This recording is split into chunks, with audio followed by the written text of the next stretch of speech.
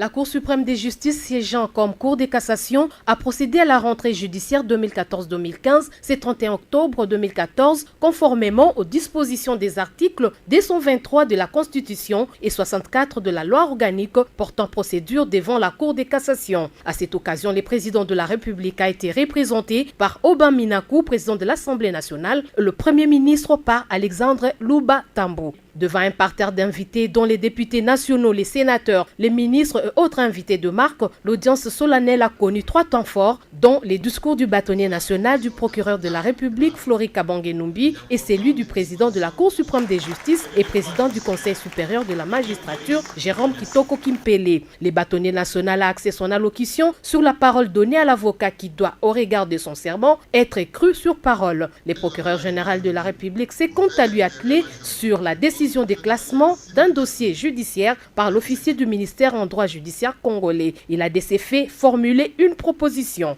C'est pourquoi, de lait différente, je propose que le législateur puisse combler cette lacune du Code de procédure pénale en y apportant des dispositions consacrées au classement sans suite, au regard de ses conditions de forme et de fond, ainsi que de sa valeur juridique.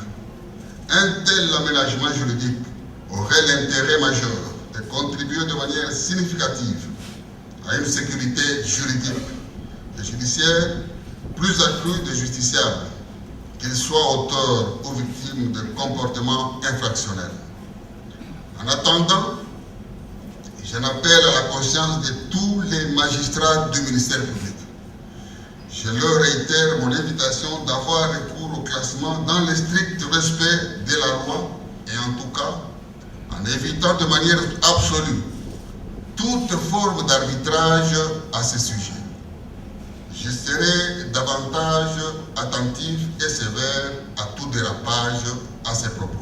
Le premier président a pour sa part fait une leçon magistrale sur la prise à partie dont il a donné les contenus, la définition, la procédure et les effets. Kitoko Kimpele a attiré l'attention de tous sur les effets néfastes de la prise à partie car il met en danger plusieurs intérêts croisés. Le premier président pour se faire mi-chacun devant ses responsabilités, magistrat comme avocat, juge de la prise à partie comme législateur. Comme le ton se durcit de plus en plus contre les récalcitrants,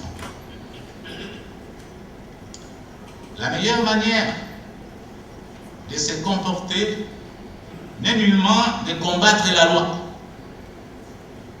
mais d'éviter que celle-ci, qui est au-dessus de tous, ne les écrase.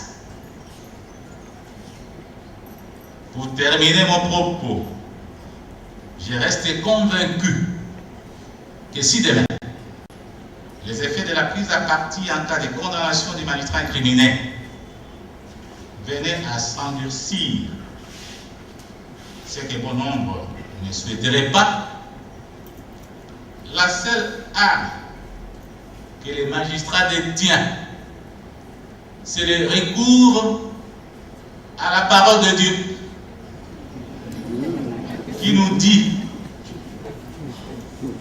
et je termine effectivement par là, je cite, la crainte de Dieu est le commencement de la sagesse.